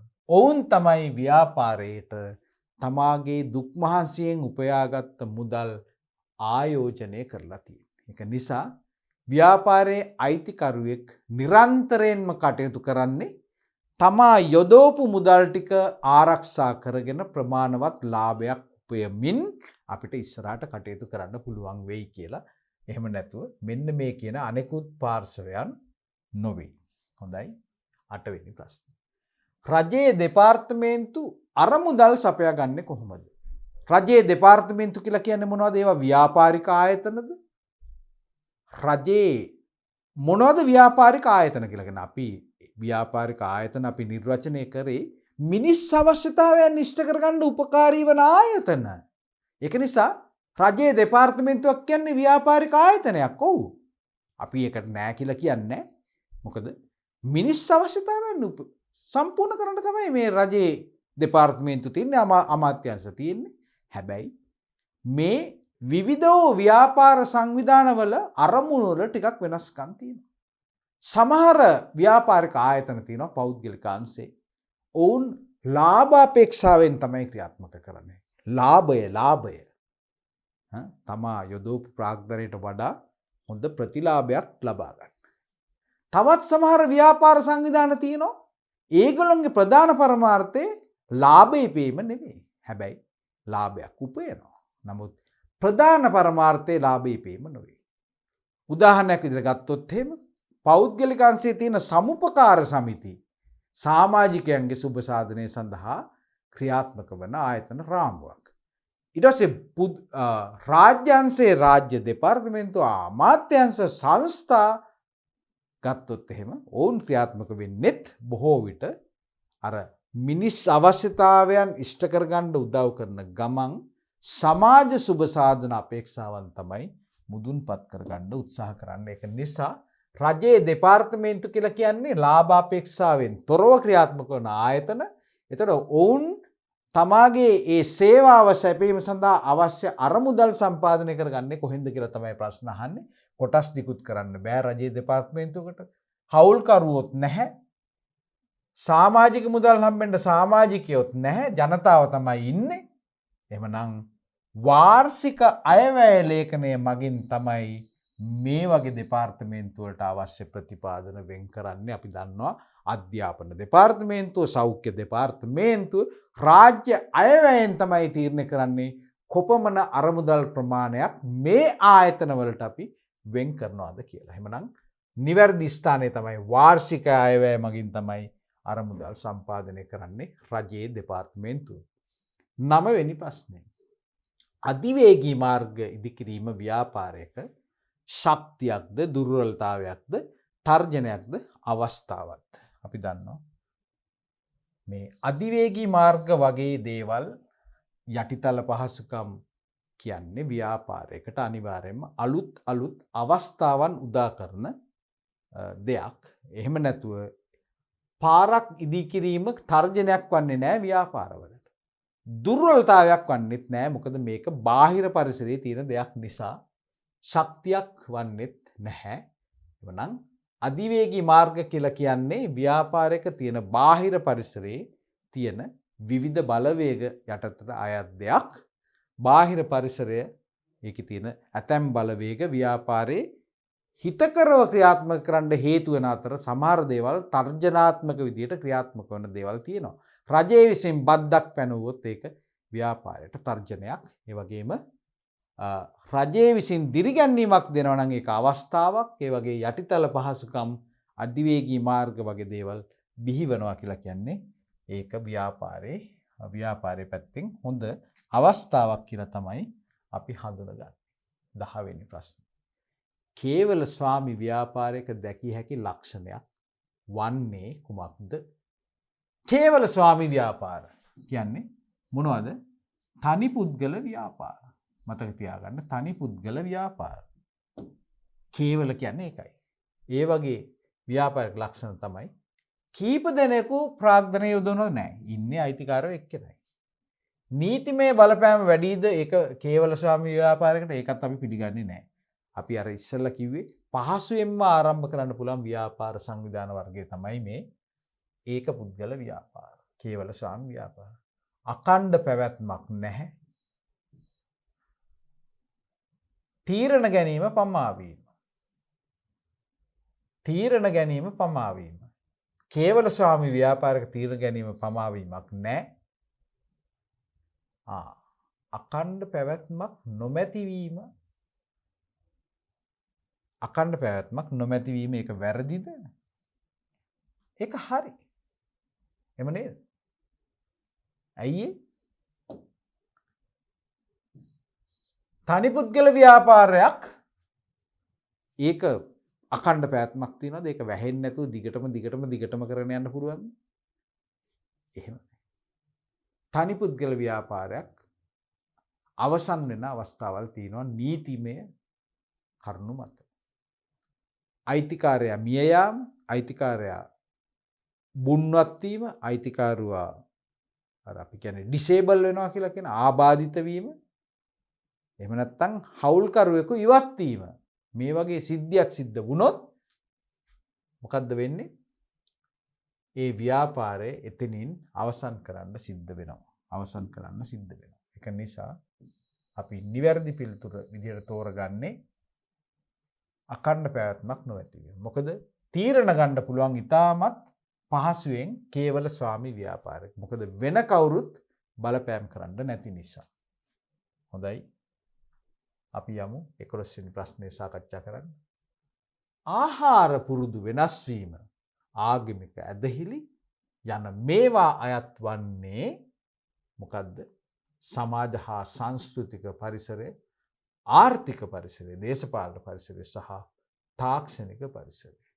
එතකොට මේ අපිට දීලා තියෙන පිළිතුරු හතරෙන් අපිට වඩාත් නිවැරදි පිළිතුරු විදිහට තෝරගන්න පුළුවන් වෙන්නේ මෙන්න මේ සමාජ හා සංස්කෘතික පරිසරය. ආහාර පුරුදු වෙනස් වීම, ආගමික ඇදහැලි යන ඒවා අයත් වන්නේ ඇත්තටම සමාජ හා සංස්කෘතික පරිසරයට තමයි අයත් වන්නේ. හොඳයි. ප්‍රශ්න 11ක් අපි පිළිතුරු සාකච්ඡා කරා. අපි බලමු 12 වෙනි ප්‍රශ්නේ මොකක්ද කියලා. ව්‍යාපාරයක් ලියාපදිංචි වී තිබීමෙන් අනිවාර්යයෙන්ම ලබන ප්‍රතිලාභ වන්නේ. ව්‍යාපාරයක් රජයේ ලියාපදිංචි වුණොත් ලියාපදිංචි කිරීමේ සහතිකයක් ලබා ගත්තොත් අපිට අත්පත් වන වාසි ප්‍රයෝජන මොනවද? හොඳයි අපි බලමු අපිට වාසි දීලා තියනවද කියලා. ලියාපදිංචි කිරීම සිද්ධිය තමයි මෙන්න මේක. ලියාපදිංචි වී තිබීමෙන් තමයි මේ ප්‍රයෝජන අපිට අත්පත් වන්නේ. රාජ්‍ය අනුග්‍රහය ලියාපදිංචි වුණොත් මොකද වෙන්නේ? රජය පිළිගන්නවා. රාජ්‍ය අනුග්‍රහය අපිට ලැබෙනවා. නේද? රාජ්‍ය අනුග්‍රහය අපිට ලැබෙන්න පුළුවන්. පිළිගැනීමක් ලැබෙන්නත් පුළුවන්. ඒකෙත් වරදක් නැහැ. නීතිමය රැකවරණයකුත් තියෙනවා. ඇයි මේක නීත්‍යානුකූලව රජයේ ලියාපදිංචි වෙච්ච දෙයක්. ඒක නිසා අපි බැඳිලා ඉන්නවා මේ නීතිගරුක විදිහට ව්‍යාපාර කටයුතු කරගන්න. ඒක නිසා රජයත් මේ වගේ ආයතන ආරක්ෂා කිරීම සඳහා අවශ්‍ය කටයුතු කරනවා. සහ බලපත්‍ර දෙනවා. ඒ වගේ දේවල් සිද්ධ කරනවා. එතකොට අනිවාර්යයෙන්ම ලබන ප්‍රතිලාභ වෙන්නේ මොකද්ද පිළිතුර? රාජ්‍ය අනුග්‍රහයත් ලැබෙනවා, පිළිගැනීමත් ලැබෙනවා, නීතිමය රැකවරණයත් ලැබෙනවා. එහෙමනම් මොකද්ද පිළිතුර? මේ සියල්ලම මේ ඔක්කොම හරි නිසා අපි තෝරමු 4 වෙනි පිළිතුර. 13 වෙනි ප්‍රශ්නේ. නීතිමය පුද්ගලභාවයක් නැති අයිතිකරුවන් මගින් ප්‍රාග්ධනය රැස් කර ගන්නා ව්‍යාපාර සංවිධාන වර්ගයකි. අන්න. නෛතිමය පුද්ගලභාවයක් නැහැ. නේද? අර මං කිව්වේ ව්‍යාපාරයේ නමින් ගිවිසුම් වලට අත්සන් කරන්න පුළුවන් නම්, වත්කම් ලබා ගන්න පුළුවන් නම්, ව්‍යාපාරයට විරුද්ධව නඩුවක් පවරන්න පුළුවන් නම් තවත් 3 වන පාර්ශ්වයකට නීතිමය පුද්ගලභාවයක් තියෙනවා කියලා කියනවා. නීතිමය පුද්ගලභාවයකුත් නැති මෙන්න එක ලක්ෂණයක්. නේද? ඊළඟට කියනවා අයිතිකරුවන් මගින් ප්‍රාග්ධනය රැස් කර ගන්නා දෙවෙනි එක. ඒකට මෙන්න මේ නීතිමය පුද්ගලභාවයක් නැහැ. නීති ඉදිරියේ පුද්ගලයෙක් විදිහට තෝරගන්නෙත් නැහැ. අයිතිකරුවන් මගින් ප්‍රාග්ධනය රැස් කර ගන්නා ව්‍යාපාරයට අවශ්‍ය අරමුදල් මුදල් නැත්තම් ඒ වත්කම් අපි කොහොමද ලබා ගන්නේ? අයිතිකරුවන්ගේ මුදල් වලින් පමණයි. වෙන දේවල් මොනවත් කරන්න බැරි නම්. නේද? අයිතිකරුවන් මගින් ප්‍රාග්ධනය රැස් කර ගන්නා ඒ වගේ ව්‍යාපාරවලට මොකද්ද අපි කියන්නේ? සංස්ථාපිත සමාගම් කියලා කියනවාද? නැහැ. ඇයි? ප්‍රාග්ධනය රැස් කරගන්න කොටස් නිකුත් කරන්න පුළුවන්. නේද? කොටස් ප්‍රාග්ධනය මගින් ගන්න පුළුවන්. එතකොට සංස්ථාපිත සමාගම් වලට නීතිමය පුද්ගලභාවයක් තියෙනවා. ඇයි? ලියාපදිංචි වන නිසා. සංස්ථාවක් ගත්තත් ඒකත් පොදු එහෙම නැත්තම් විශේෂිත පාර්ලිමේන්තු පනතකින් තමයි සංස්ථාවක් අපි ස්ථාපනය කරන්නේ. එහෙම නැත්තම් ආරම්භ කරන්නේ. ඒ නිසා ඒකත් අපිට බාර ගන්න බෑ. මොකද සංස්ථාවකට නෛතිමය පුද්ගලභාවයක් තියෙනවා. හවුල් ව්‍යාපාරයක් නීතිමය පුද්ගලභාවයක් තියෙනවද? නැත. අයිතිකරුවන් මගින් තමයි ප්‍රාග්ධනය රැස් කරගන්නේ. හරි. නම් මේ පිළිතුර තමයි අපි තෝරන්නේ. හතරවෙනි පිළිතුර පරීක්ෂා කළත් රජයේ දෙපාර්තමේන්තු අපි දන්නවා නෛතිමය පුද්ගල භාවයක් නැහැ. ඒ වගේම අයිතිකරුවන් මගින් ප්‍රාග්ධනය රැස් කර ගන්නවා කියලා එකක් නැහැ. රාජ්‍ය අයවැය ලේඛනයෙන් තමයි අවශ්‍ය ප්‍රතිලාභ අපිට ප්‍රතිපාදන ලබා ගන්න පුළුවන්. ඒක නිසා අපි තහවුරු කරනවා තුන්වන ව්‍යාපාරික විශේෂත්වය තමයි මේ නෛතිකමය පුද්ගල භාවයක් නැති අයිතිකරුවන් මගින් ප්‍රාග්ධනය රැස් කර ගන්න පුළුවන් විදිහට සීමා වන එකම සංවිධාන විශේෂය. 14 වෙනි ප්‍රශ්නේ. නවතම සොයා ගැනීම තුලින් අනිවාර්යෙන්ම ඇතිවෙන බලපෑම වන්නේ නව සොයා ගැනීම නිසා අපිට තියෙන ව්‍යාපාරික බලපෑම මොනවද? අවිනිශ්චිත භාවය. අලුත් දෙයක් හොයාගත්තොත් අවිනිශ්චිත බවක් ඇති වෙනවද? අලුත් සංනිවේදන උපකරණයක් බිහි වුණොත් අවිනිශ්චිත භාවයක් නැහැ. ව්‍යාපාර වලට හොඳ දෙයක් ඒක. ඒ වගේ දෙයක් දියුණු වෙනවා කියන්නේ අන්තර්ජාලය එනවා කියන්නේ ව්‍යාපාර වලට හොඳයි. අවිනිශ්චිත භාවයක් නැහැ. නව සොයා ගැනීම තුලින් අවදානමක්ද? අවදානමක් විතරක්ද තියෙන්න පුළුවන්. හොඳක් වෙන්න බැරිද? අනිවාර්යයෙන්ම පුළුවන්. එහෙමනම් ව්‍යාපාර අවස්ථා බිහිවීම කියන පිළිතුර මොකක්ද? ඒක හොඳ පිළිතුරක්. නව සොයා ගැනීම තුලින් ව්‍යාපාරික අවස්ථා බිහි වෙනවා. එහෙම නේද? ඒක නිවැරදි ප්‍රකාශයක්. 4 සම්පත් සම්පාදනය. ඒක අපිට එච්චර පිළිගන්න පුළුවන් පිළිතුරක් නෙමෙයි. අපි දන්නවා නව සොයා ගැනීම තුලින් අපිට ව්‍යාපාරවලට විවිධ වූ අලුත් අවස්ථාවන් අපිට තුලින් අපිට ව්‍යාපාරික කටයුතු සාර්ථක කරගන්න අපිට අවශ්‍ය පසුබිම අපිට සකස් වෙනවා. මෙන්න 15 වෙනි ප්‍රශ්නේ. කරුණාරත්න මහතා තම පුතු විද්‍යා නමින් තම ව්‍යාපාරය පවත්වාගෙන යයි. එසේනම් මේ ව්‍යාපාරයේ ලියාපදිංචි කළ යුතු නීතිමය රාමුව අහන්නේ පනතක් ගැන. මොකද්ද පනත? මොකද්ද මෙයා මේ ආරම්භ කරන්න යන ව්‍යාපාර විශේෂය, සංවිධාන විශේෂය. කරුණාරත්න මහතා තම පුතු විද්‍යා නමින්, පුතාගේ නමින් තමයි ව්‍යාපාරය ආරම්භ කරන්න යන්නේ. පුතාට තියෙන සෙනෙහස. එහෙමනම් මේක කුමන ව්‍යාපාර සංවිධානයක්ද? තනි පුද්ගල ව්‍යාපාරයක්. තනි පුද්ගල ව්‍යාපාරයක්. තමාගේ නමිනුත් නෙමෙයි ව්‍යාපාරය ආරම්භ කරන්නේ, තමාගේ අලුත් පුතාගේ නමින්. එහෙමනම් මේ වගේ ව්‍යාපාරයක් ලියාපදිංචි කරන්න ඕන කියලා අපි දන්නවා. මොකද අයිතිකරුගේ නමින් පරිබාහිරව වෙනත් නමක් භාවිතා කරලා තමයි මේ ව්‍යාපාරය ආරම්භ කරන්නේ. එහෙනම් ඒ වගේ ව්‍යාපාරයක් අනිවාර්යයෙන්ම ලියාපදිංචි කරන්න ඕන කියලා අපි දන්නවා. ඒකට අදාළ නීතිය මොකක්ද? 2007 අංක 7 දරන සමාගම් පනත තියෙන්නේ සංස්ථාපිත සමාගම් සඳහා. හැබැයි මේකේ අපිට කියනවා හවුල්කරුවන් හවුල් ව්‍යාපාරක උපරිම ගණන සහ අවම ගණන නිර්වචනය වන්නේ මේ පනතේ. ඒ නිසා අපි දැන් කතා කරන්නේ මේ කරුණාරත්න කියන පුද්ගලයා ආරම්භ කරපු තමාගේ ස්වයං ව්‍යාපාරය පිළිබඳවයි. ඒක නිසා ඒක ලියාපදිංචි කරනවා නම් ලියාපදිංචි කරන අනපනත මොකද්ද කියලා අහන්නේ. මොකද්ද ඒක? අපිට මෙන්න මේ පිළිතුර සෑහෙන සාර්ථක පිළිතුරක් විදිහට හඳුනා ගන්න පුළුවන්. අපි දන්නවා අදාළ පළාත් සභාවේ ව්‍යාපාර නාම රෙජිස්ට්‍රාර්වරයාගෙන් අපි තමාගේ නමින් හෝ නමේ කොටසකින් ව්‍යාපාරයක් සම්පූර්ණ නවින් නොවන නවේ කොටසකින් ව්‍යාපාරයක් කරගෙන යනවා නම් එවැනි ව්‍යාපාර අනිවාර්යෙන්ම ලියාපදිංචි කරන්න ඕන කියලා මෙන්න මේ 1918 අංක 3 දරන ව්‍යාපාර නාම ආඥාපන්ත යටතේ මේ වගේ වෙනත් නමකින් ව්‍යාපාරයක් කරගෙන යන්න අදහස් කරනවා නම් ඒක ලියාපදිංචි කරන්න අනිවාර්යයි. අනිවාර්ය කරලා තියෙනවා. ඊට පස්සේ අපි බලමු 16 වෙනි ප්‍රශ්නය.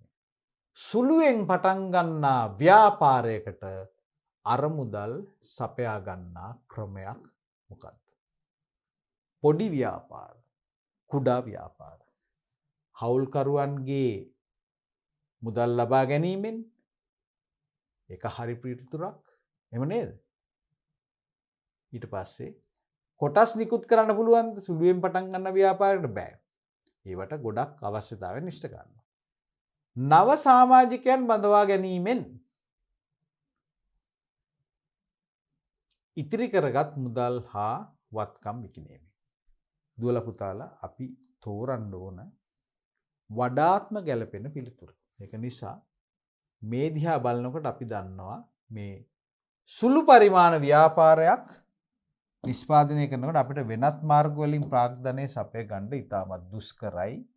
අපිට පහසුවෙන්ම කරන්න තියෙන්නේ අප විසින් ඉතිරි කරපු යම්කිසි මුදලක් භාවිතා කිරීමෙන් තමයි ව්‍යාපාරයේ ජනප්‍රියභාවයට පත් වෙන කල් සාර්ථකත්වයට පත් වෙන කල් අපිට එතෙක් අපිට ප්‍රාග්ධනය ලබා ගන්න පුළුවන් මාර්ග ඉතාමත් අල්පයි. අපේ තියෙන අයිතිකරුවන්ගේ තියෙන ප්‍රාග්ධන ශක්තියට ඒක සීමා වෙන නිසා. ඊළඟ ප්‍රශ්නයට අපි දැන් පිළිතුරු සාකච්ඡාව සඳහා යොමු වෙමු.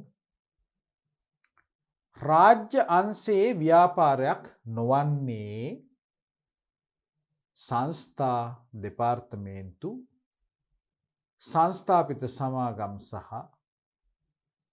රාජ්‍ය සමාගම්.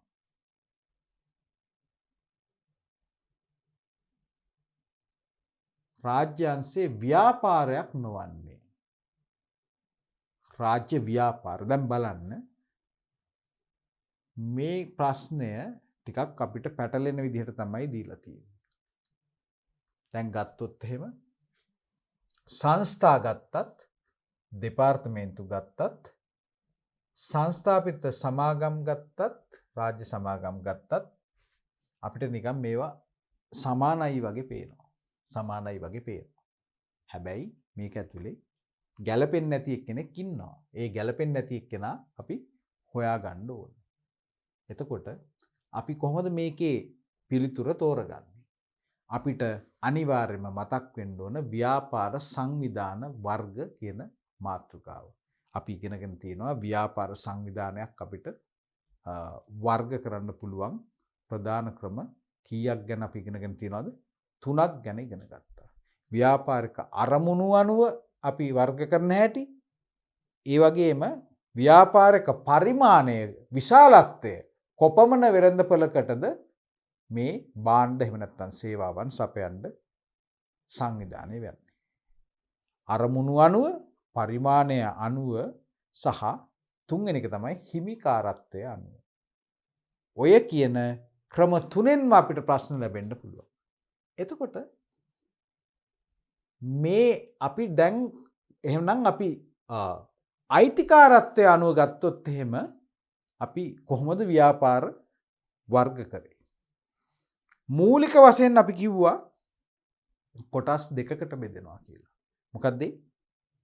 පෞද්ගලික අංශය, රාජ්‍ය අංශය. ඒතර පෞද්ගලික අංශයේ තිබ්බේ ආයතන වර්ග 5ක් විතර තිබ්බා. හවුල් ව්‍යාපාර, තනි ව්‍යාපාර, ඊට පස්සේ සංස්ථාපිත සමාගම් අපිට හමු වුණා. ඊට පස්සේ සම්පකාර සමිති සහ විවිධ සමිති සමාගම්. ඔය තියෙන්නේ පෞද්ගලික අංශය. පෞද්ගලික අංශයේ නොවන අනෙකුත් සියලු දේවල් රාජ්‍ය අංශයේ, රජයේ අමාත්‍යාංශ, දෙපාර්තමේන්තු, සංස්ථා සහ රාජ්‍ය සමාගම්. එමනම් දැන් ඔන්න ඔය කියන වර්ගීකරණය අනුව බලන්න මේවා පෞද්ගලික අංශයේද එහෙම නැත්නම් රාජ්‍ය අංශයේද කියලා. රාජ්‍ය අංශයේ ව්‍යාපාරයක් නියහන්නේ. එමනම් අපි බලමු පෞද්ගලික නම් මේක මොකක්ද කියලා. මේක රාජ්‍ය අංශය නේද? පළවෙනි එක රාජ්‍ය අංශය. රාජ්‍ය මේකත් රාජ්‍ය, දෙපාර්තමේන්තු කියන්නේ රාජ්‍ය කියලා අපි දන්නවා. සංස්ථාපිත සමාගම් ඒක එන්නේ පෞද්ගලික අංශේ. රාජ්‍ය සමාගම් ගත්තත් රාජ්‍ය අංශේ. එහෙනම් කවුද මෙතන ඉන්න නොගැලපෙන එක්කෙනා?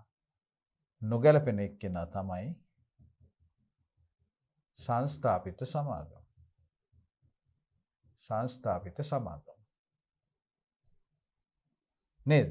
එහෙනම් අපි තෝරනවා නිවැරදි පිළිතුරු විදිහට සංස්ථාපිත සමාගම් කියලා කියන්නේ පෞද්ගලික අංශයේ ව්‍යාපාර සංවිධාන විශේෂයක්. හොඳයි දැන් අපි ප්‍රශ්න අංක 17 වෙනකල් සාකච්ඡා කළා. දැන් මෙතන පොඩි වෙනසක් වෙන තැනක් අපි අර ඉන්ට්‍රොඩක්ෂන් එකේදී එහෙම නැත්නම් හඳුන්වා දීමේදී මම ඔයගලන්ට කිව්වා අපිට ප්‍රශ්න 40ක් ලැබෙනවා කියලා. 40න් අපිට ප්‍රශ්නාංක 17 16 ඒ සීමාවේදී ඊළඟට යන අපිට ලැබෙන ප්‍රශ්න ටික ගිණුම් කරන විෂය අදාළව අපිට ලැබෙන ප්‍රශ්න. ඒක තමයි විශේෂත්වය. ඒ පිළිබඳව සඳහන් කරමින් අපි තවදුරටත් ඉදිරියට යමු 18 වෙනි ප්‍රශ්නයට. මොකද්ද 18 වෙනි ප්‍රශ්නය? ව්‍යාපාර ආයතනයක විවිධ වත්කම් වර්ග දැකිය හැකි වේ. හොඳින් මතක තියාගන්න. අපි කතා කරන්නේ මොනවා ගැනද? ව්‍යාපාරික ආයතනයක විවිධ වත්කම් වර්ග දක්නට ලැබෙනවා. ඒ අනුව ජංගම නොවන වත්කම් ලෙස සැලකිය හැක්කේ. එහෙනම් මෙතන වැදගත්කමක් තියෙන්නේ ජංගම කියන්නේ මොනවද කියලා. ජංගම මේ වචනේ තේරෙනවද? ජංගම නොවන වත්කම් ලෙස සැලකිය හැක්කේ.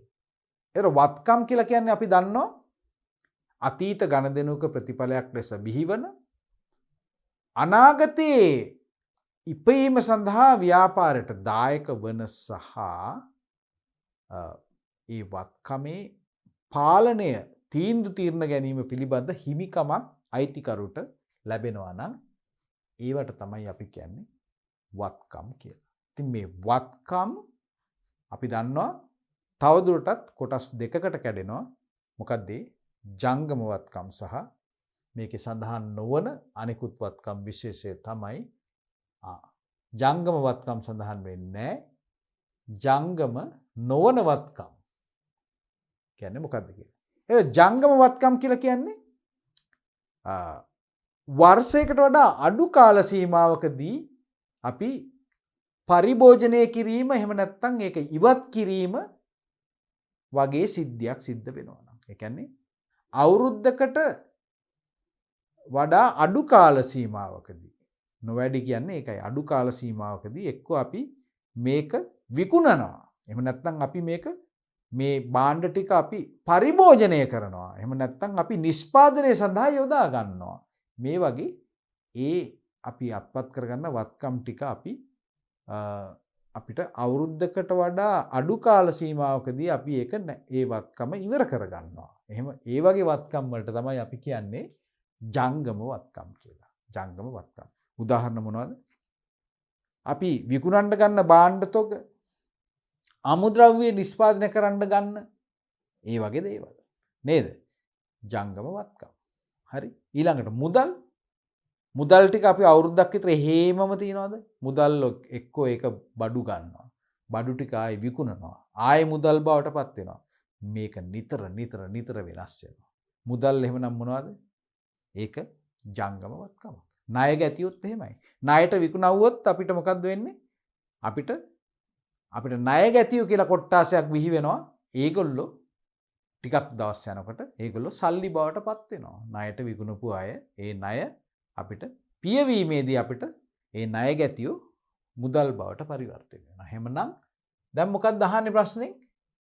ජංගම නොවන වත්කම් ලෙස සැලකිය හැක්කේ. එහෙමනම් අවුරුද්දකට වඩා වැඩි කාල සීමාවක් අපි පාවිච්චි කරන එහෙම නැත්නම් අපි පරිහරණය කරන වගේ දේවල් වත්කම් අපිට අයිති වෙන්නේ මොනවද? ජංගම නොවන වත්කම්. එහෙමනම් ඒ වගේ වත්කම් අපිට දැන් තෝර බේර ගන්න ඕන. ඉඩම් කියන්නේ මොකද්ද? අවුරුද්දකදී අපි ඉවර කරලා දානවාද ඒක පරිභෝජනය කළා නැහැ. ඉඩම් කියන්නේ දිගු කාලීනව අපි පාවිච්චි කරන දෙයක්. යන්ත්‍රයක් ගත්තත් එහෙමයි. නේද? හැබැයි ණය ගැතියෝ ඉන්නවා මෙතන මේ. ටිකක් වෙනස් එක්කෙනෙක් ඉන්නවා. මේ දෙක හරි.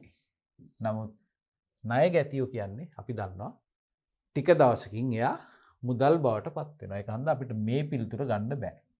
ඊළඟට ඉඩම් තියෙනවා, බඩු තොගය තියෙනවා, ලී බඩු. ඉඩම් හරි ලී බඩුත් හරි අප්සෙට් එක තියෙන්නේ බඩු තොගේ. ඒක නම් ටක් ගාලා වෙනස් වෙනවා. බඩු තොගේ විකුණුම් බවට පත් වෙන්න පුළුවන්. විකුණුවාන් පස්සේ මුදල් බවට පත් වෙන්න පුළුවන්. ඒක හන්ද මේ පිළිතුරත් අපිට සාර්ථක නැහැ. ඉඩම් මෝටර රථය හා ලී බඩු අන්න බලන්න. ව්‍යාපාරයේ පරිහරණය සඳහා තියෙන ඉඩම මෝටර රථය සහ ලී බඩු කියන තුනම ස්ථාවර වත්කම්. ඒ කියන්නේ කෙටි කාලීනව නෙමෙයි අවුරුදු 5-10ක් විශාල කාලයක් පාවිච්චි කරන්න පුළුවන්. මේක අපිට තෝරගන්න පුළුවන් පිළිතුරක්. අපි කෙසේ වෙතත් අපි දන්නවා හතරවෙනි පිළිතුරත් අපි තෝරනවා ඉඩම් ලී බඩු හා ණය ගැතියෝ. ඉඩම් ලී බඩු සහ ණය ගැතියෝ. එහෙමනම් මේ අපි දැන් මේ සාකච්ඡා කරන 18 වෙනි ප්‍රශ්නය ගිණුම්කරණය ආශ්‍රිත ප්‍රශ්නයක්. මෙතනින් ඉස්සරහට අපිට ලැබෙන්නේ ගිණුම්කරණය ආශ්‍රිත ප්‍රශ්න කියන එක මට ඔයගොල්ලන්ට නැවත වතාවක් මම මතක් කරන්නම්. 19 වෙනි ප්‍රශ්නය. ව්‍යාපාරයට බැංකුවෙන් ලබා ගන්නා දිගු කාලීන ණය ව්‍යාපාරික අරමුදල් සම්පාදනය කර ගැනීම. අයිතිකරුවන්ගේ ප්‍රාග්ධනයට අමතරව අපිට තවත් මේ ව්‍යාපාරයේ විවිධ වූ වත්කම් එහෙම නැත්නම් ව්‍යාපාරයේ මෙහෙයුම් කටයුතු කරගෙන යාමට අපිට අරමුදල් අවශ්‍ය වෙනවා නම් අපිට ඒ සඳහා තියෙන එක්තරා මාර්ගයක් තමයි දිගු කාලීන ණය. දිගු කාලීන ණය. එතන ණයක් අයත් වන්නේ කුමන ගණයටද? මේ අහන්නේ මේ ප්‍රශ්නේ ගිණුම් කරන මූලිකාංග ගැන. අපි දන්නවා ඕනම ගණදෙනුවක් අපිට වර්ග 5කින් එකකට වර්ග කරන්න පුළුවන්. වත්කම්, වගකීම්, හිමිකම්, ආදායම් සහ වියදම්. එමනම් මේ අහන්නේ දිගු කාලීන ණය ගණදෙනුවක් සිද්ධ වුණොත් ඒක අයිති වෙන්නේ කුමන ගණයටද? ජංගම වගකීම්, ජංගම නොවන වගකීම්, හිමිකම්, වත්කම්. ඒතර ණයක් කියන්නේ වත්කමක් නොවේ, වගකීමක්. අපි දන්නවා ණය ගෙවන්න ඕන, බැඳීමක් ඇති වෙලා තියෙනවා. ඊට පස්සේ මුදල් අපි දීලා තමයි මේකෙන් බේරෙන්න පුළුවන් වෙන්නේ. ණය ගෙවන්න ඕන, මූල්‍යමය වටිනාකමක් එළියට ගලණය වෙන්න සිද්ධ වෙන්න ඕන. හිමිකමකුත් නෙමෙයි. බැංකු ණයක් ගත්තා කියලා අයිතිකරුවන්ගේ හිමිකම ඒයින් වැඩි වෙන්නේ නැහැ. ජංගම නොවන වගකීම්. ජංගම නොවන වගකීම්. ඒක අපිට බාර ගන්න පුළුවන් පිළිතුරක්. මොකද දිගු කාලීන ණයක් කියලා කියන්නේ වර්ෂයකට වඩා වැඩි කාල සීමාවකදී තමයි අපි ගෙවන්නේ. ඒක නිසා ඒක ජංගම නොවන වගකීමක්, ජංගම වගකීමක් නෙවෙයි. 19 වෙනි ප්‍රශ්නය. හොඳයි. අපි දැන් බලමු ප්‍රශ්නාංක 20. ප්‍රශ්නාංක 20 මොකද්ද? ලදුපත. මොකද්ද? ලදුපත. මොකද්ද ලදුපත කියලා කියන්නේ? අපි කියන්නේ මේකට කියනවා අපි ඉංග්‍රීසියෙන් අපි කියනවා රිසිප්ට් එකක් කියලා. අර රිසිට් එකක් අපිට ගන්නවා කියලා කියන්නේ රිසිට් කියලා අපි කියන්නේ නේද? ඉංග්‍රීසි. ලදුපත භාවිතයට ගන්නේ කුමන මූලික සටහන් පොත් සකස් කරද්දීද? මූලික සටහන් පොත් කියලා කියන්නේ මොනවද? අපි මොනවද මේ ගිණුම්කරණයෙන් ඇයි අපි ගිණුම්කරණය කරන්නේ? අපිට අවශ්‍ය මූල්‍ය තොරතුරු දෙන්න. ඇයි මූල්‍ය තොරතුරු? ඇල්මක් ඇති පාර්ශවයන්ට තීරණ ගන්න ව්‍යාපාරය පිළිබඳව. අයිතිකරුවෝ, තරගකරුවෝ, රජය, සැපයුම්කරුවෝ මේ වගේ විවිධාකාරයේ ඇල්මක් ඇති පාර්ශවයන් අපිත් එක්ක කිට්ටුවෙන් කටයුතු කරනවා. ඔවුන්ට අවශ්‍ය තොරතුරු දෙන්න තමයි අපි මොනවද කරන්නේ? ගිණුම්කරණය කරන්නේ. එතකොට මූලික සටහන් පොත්පත් කියලා කියන්නේ මොනවද? මේ ගණදෙනු අපි මුලින්ම සටහන් කරන ව්‍යාපාර ගිණුම් කරන පද්ධතියට මුලින්ම ඇතුළත් කරන ස්ථානය තමයි අපි මූලික සටහන් පොත්පත් කියලා කියන්නේ. ඒතර මූලික සටහන් පොත්පත් අපි ලකුණු කරන්නේ මූලාශ්‍ර ලේඛන ආශ්‍රයෙන්. මූලාශ්‍ර ලේඛන ආශ්‍රයෙන්. එහෙමනම් මොකද්ද ප්‍රශ්නේ අහන්නේ? ලදුපත කියන මූලාශ්‍ර ලේඛනය. මේ ලදුපත කියලා කියන්නේ මොකද්ද? මූලාශ්‍ර ලේඛනයක්. මූලාශ්‍ර ලේඛනයක් මේක. එහෙම නේද? මේකේ තමයි මේ යම්කිසි මුදලක් ලැබෙනවා, කවුරු හරි මුදල් ටිකක් ගෙවනවා ව්‍යාපාරයට. එතකොට ඒ ගෙවීමට අදාළ සියලුම විස්තර තෝරගන්න පුළුවන් වෙන්නේ මේ මූලාශ්‍ර ලේඛනය තමයි ලදුපත කියන එක. එතකොට ලදුපතකින් මේ අපි හොයාගන්නා මේ තොරතුරු ටික අපි සකස් කරන්නේ කුමන මූලික පොතේද ඊළඟට මේකෙන් විස්තර ටික හොයාගෙන අපි ඊළඟට මේ ගණදෙනුව අපි ගිනුම් කරන පද්ධතියට ඇතුළත් කරන්න උපයෝගී කරගන්නා මූලික පොත මොනවාද? මූලික පොත් 6ක් විතර තියෙනවා කියලා කිව්වා. ගැනුම්, විකුණුම්, පොදු සුළු මුදල්, බැංකු ගිණුම, ඊට පස්සේ පොදු ජර්නලය වගේ 6ක් විතර තියෙනවා. එතකොට මොකද්ද මේ ලදුපත කියන නැත්නම් රිසිට් එක අපිට භාවිතා වෙන්නේ ගැනුම් ජර්නලයේද? නෑ. විකුණුම් ජර්නලයේද? ඒත් නෑ. මුදල් පොතට මුදල් ලැබීමක් සිද්ධ වෙන විට තමයි ඒ කියන්නේ මුදල් පොතේ හරපැත්තට අපිට දේවල් කියන්නේ කවුරු හරි අපිට මුදල් දෙන නිසා තමයි මුදල් ලැබෙන්නේ. එතකොට ඒ මුදල් අපිට දෙන පුද්ගලයාට අපි ඒ ඔහු ගෙවන ලද මුදල ලද බව තහවුරු කරගනිමින් යම්කිසි පුද්ගලයෙකු අස්සම් කරලා අධිකාරියටත් පුද්ගලයෙකු අස්සම් කරලා අපි දෙන සාක්ෂියට තමයි අපි ලදුපතක් කියලා කියන්නේ. එහෙමනම් ලදුපතක් අපිට අවශ්‍ය වෙන්නේ දරුවනි මුදල් පොත කියන මූලික සටහන් පොත සකස් කිරීමේදී. එහෙම නැතුව මේ පොදු ජර්නලයේවත් විකුණුම් ජර්නලයේවත් ගැනුම් ජර්නලයේවත් ඒවල සටහන් කරන දේවල් නෙමෙයි. කිව්වොත් එහෙම ගැනුම් ජර්නලයට අවශ්‍ය තොරතුරු අපි ගන්න ඉන්වොයිස් එකෙන්. ගැනුම් ඉන්වොයිස් එක, විකුණුම් ජර්නලයේ විකුණුම් ඉන්වොයිස් එක. පොදු ජර්නලයට අපි දාන්නේ ජර්නල් වවුචරය. එහෙනම් ඒවා තමයි මේ එක එක මූලාශ්‍ර මූලික සටහන් පොත්පත් අපි ලකුණු කිරීමේදී අපිට ඒ තොරතුරු ලබා ගන්නා මූලාශ්‍ර ලේඛන පිළිබඳව හොඳ අවබෝධයක් අපිට තියෙන්න ඕනේ. ඒක නිසා මම දුවලා පුතාලට මතක් කරනවා මේ වගේ පාඩම් නැවත නැවත බලලා මේ අවශ්‍ය මේ කරුණු අපි මතකයේ තියාගෙන ඉන්න ඕනේ. නැත්නම් අපිට ව්‍යාපාරයේදී ප්‍රශ්න පත්‍රය ලියන්න උත්සාහ කිරීමේදී අපිට ඒවා මතකයට එන්නේ නැහැ. හොඳයි. දරුවනි දැන් අපි ප්‍රශ්න කීයක්ද? 20ක් කතා කරා. ප්‍රශ්න පත්‍රයේ ලකුණු ඔක්කොම තියෙනවා අපිට 40ක්. ලකුණ ගානේ අපිට හම්බ වෙනවා ප්‍රශ්න. ඒ කියන්නේ තවත් අපිට හරි අඩක් ප්‍රශ්න පත්‍රයේ ප්‍රශ්න සාකච්ඡා කරන්න තියෙනවා. ඒක නිසා අපි දැන් සෑහෙන කාලයක් අරගෙන අපි අතිරේක කරුණු ආවරණය කරමින් අපි මේ ප්‍රශ්න පත්‍රයට පිළිතුරු ලිව්වා. හැබැයි ඕගොල්ලෝ මතක තියාගන්න ඕගොල්ලෝ මේ ප්‍රශ්න පත්‍රයට පිළිතුරු ලියනකොට අපිට ලැබෙන්නේ කීයක්ද? ලකුණු 40ක් ගන්න අපිට ලැබෙන්නේ විනාඩි 60ක්. ඒක නිසා හැම ප්‍රශ්නයකටම ලකුණු විනාඩි 1මාරයි ලැබෙන්නේ. ඒක නිසා අපි කාලය පිළිබඳ වැටහීමකින් යන්න ඕන. අපි මේ ප්‍රශ්න පත්‍ර සාකච්ඡාවක් කරන නිසා ඕගොල්ලන්ට මම අතිරේක කාලයක් අරගෙන අපි ඒ න්‍යායාත්මක කරුණුත් මතක් කරමින් තමයි යන්නේ. ඒ උපදෙස් ටිකත් එක්ක යනකොට අපිට වැඩි කාලයක් ගත්තත් ඕගොල්ලෝ පැයක් ඇතුළත මේ ප්‍රශ්නේ අපි පිළිතුරු ලියලා අවසන් කරන්න ඕන. හොඳයි. එhmenan මට ඕගොල්ලන්ට මතක් කරන්න තියෙන්නේ අපි දැන් මේ පරිච්ඡේදය එහෙම නැත්නම් මේ පළවෙනි පරිච්ඡේදය 2017 දකුණු පළාත් අධ්‍යාපන දෙපාර්තමේන්තුවේ ප්‍රශ්න පත්‍ර අංක 1 තමයි අපි සාකච්ඡා කරන්නේ. ඒකේ පළවෙනි පරිච්ඡේදයේ සාකච්ඡාව අපි මේන් අවසන් කරනවා.